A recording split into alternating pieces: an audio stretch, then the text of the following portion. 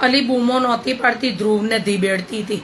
અલી ટીવીમાં જેટલી એડ આવે ને તો કે બસ આ જ પેકેટ ખાવું છે, આ જ પેકેટ. આ બધી શું લુચ્ચીઓ આવું બધું ખાતી હશે? આ પેલી આ છાવા વાળાને બૈરી, હું નામ, કેટરીના, એ લુચ્ચી શું રોજ માઝા પીતી હશે?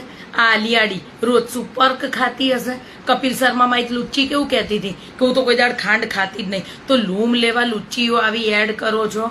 આ પેલી 800-900 કરોડની માલકીન છે સૈફ ખાનની બૈરી નવરી, એ રહી શું રોજ પૂરીઓ તળતી હશે? હાલી પડ્યું છે.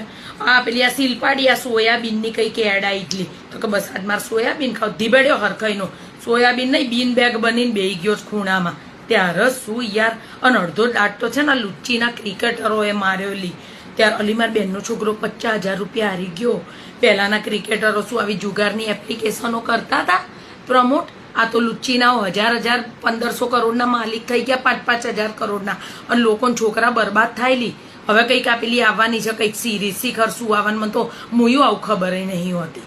તે હવે આ બધા છોકરાઓ આવી જુગારની એડો આવે તો એમાં પૈસા લગાડશે.